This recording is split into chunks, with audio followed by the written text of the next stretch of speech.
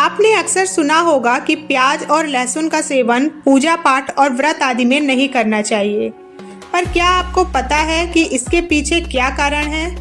आइए आज पूजा पाठ में प्याज लहसुन के वर्जित होने के पीछे के धार्मिक और वैज्ञानिक दोनों कारणों को समझते हैं।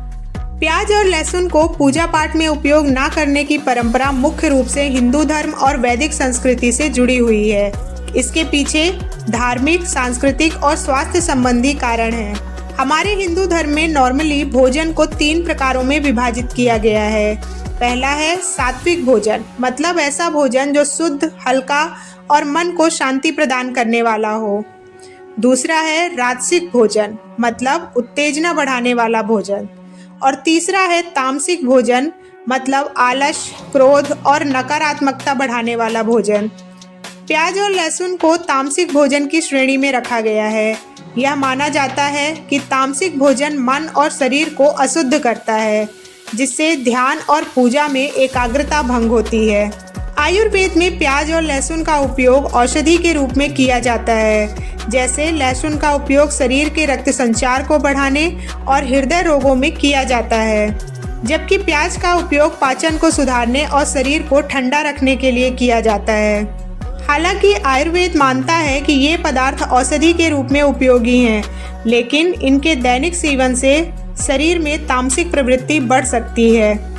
प्याज और लहसुन से जुड़ी एक पौराणिक कथा भी है, जो कि समुद्र मंथन की घटना से जुड़ी है। कहा जाता है कि जब देवता और असुर अमृत के लिए समुद्र मंथन कर रहे थे, तब समुद्र मंथन से अमृत प्रकट हुआ। भगवान विष्णु ने मोहिनी रूप धारण करके अमृत को देवताओं में बांटना शुरू किया, लेकिन एक असुर राहु को इस बात का पता चल जाता है और वह देवताओं का रूप धारण करके अमृत पीने का प्रयास करता है। भगवान विष्णु ने यह देखकर उसका सर काट दिया, जिससे राहु के कटे हुए सर से रक्त की कुछ बूंदें पृथ्वी पर गिर गईं और जहाँ जहाँ ये बूंदें गिरी वहाँ प्याज और लहसुन उगाए। इसीलिए प्याज और लहसुन को तामसिक माना गया है और पूजा पाठ में निषेध कर दिया गया है। पूजा पाठ और धार्मिक अनुष्ठानों में मन और शरीर की शुद्धता अत्यंत आवश्यक है। प्याज और लहसुन को गंध और रासायनिक प्रभाव के कारण अशुद्ध माना जाता है। इनकी गंध ध्यान और मन की एकाग्रता को भंग कर सकती है। इसके अतिरिक्त इनका सेवन मन में वासना, क्रोध और आलस्य जैसे नकारात्मक विचार उत्पन्न कर सकता है। साधु संत और ब्रह्मचारी लोग प्याज और लहसुन से परहेज करते हैं, क्योंकि यह माना जाता है कि ये पदार्थ शरीर में काम भावना और अन्य तामसिक प्रवृत्तियों को बढ़ावा देते हैं। इसीलिए जो लोग ध्यान, योग और ब्रह्मचर्य का पालन करते हैं, वे इनका सेवन नहीं करते हैं। वैष्णव परंपरा में भी प्याज और लहसुन का पूरी तरह निषेध है। भगवान विष्णु के भक्त सात्विक भोजन को ही प्राथमिकता देते हैं। इसके अलावा जैन धर्म में भी प्याज और लहसुन का सेवन पूरी तरह वर्जित है।